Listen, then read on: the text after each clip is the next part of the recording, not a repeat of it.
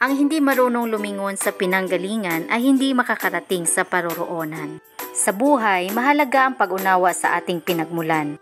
Ang bawat hakbang na ating tinatahak ay may kasaysayan at ang mga karanasan natin sa nakaraan ay nagtuturo sa atin kung paano maging matagumpay sa hinaharap. Minsan, sa dami ng mga distractions, lalo na sa social media, nakakalimutan natin ang kahalagahan ng pagtingin sa ating mga pinagdaan. Appreciate your journey.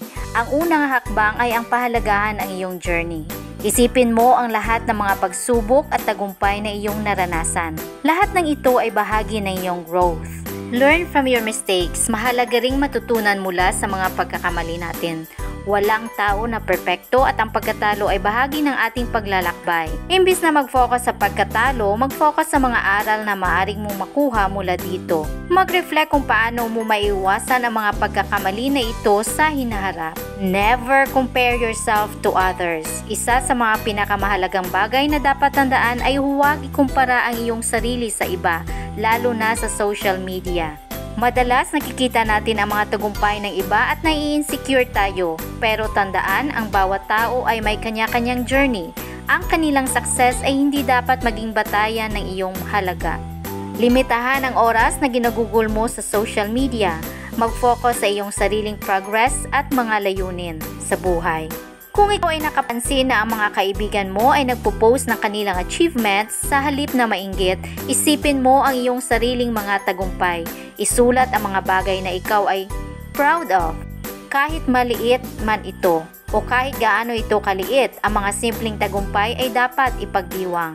Seek guidance from your roots. Huwag kalimutan na lumingon sa iyong mga pinagmulan. Ang mga tao sa iyong buhay, pamilya, kaibigan at mentors ay may mga kwento at aral na makakatulong sa iyo. Makipag-usap sa kanila at alamin ang kanilang mga karanasan.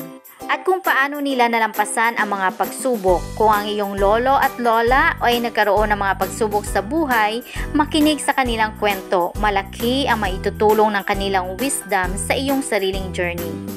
Kaya sa bawat hakbang na iyong tinatahak, alalahanin ang iyong pinagmulan. Huwag kalimutang tumingin sa likod at pahalagaan ang lahat ng iyong pinagdaanan. Sa mga hamon, laging isipin na ang iyong journey ay bahagi ng iyong growth.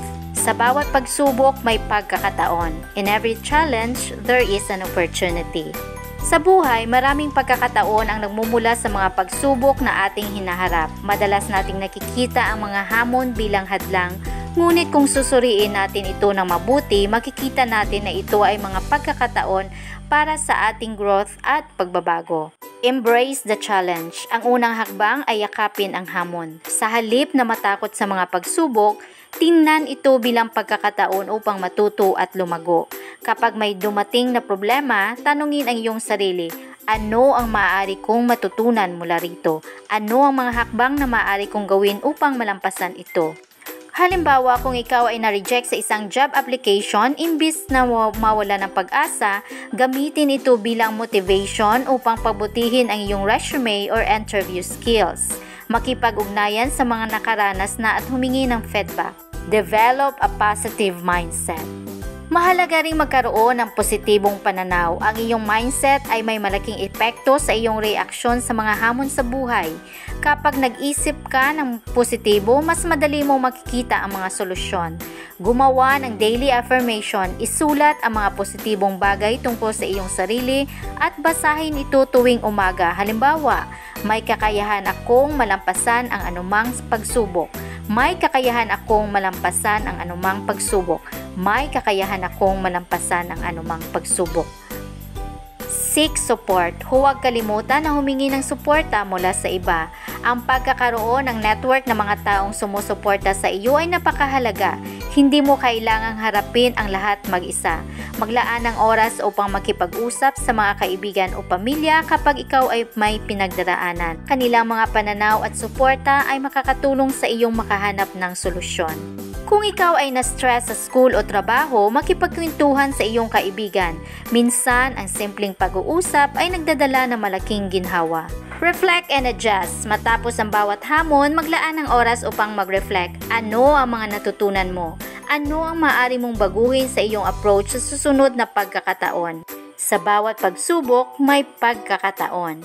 In every challenge, there is an opportunity. Huwag kalimutang ilaan ang iyong hinaharap sa mga decision making at aksyon na ginagawa mo ngayon.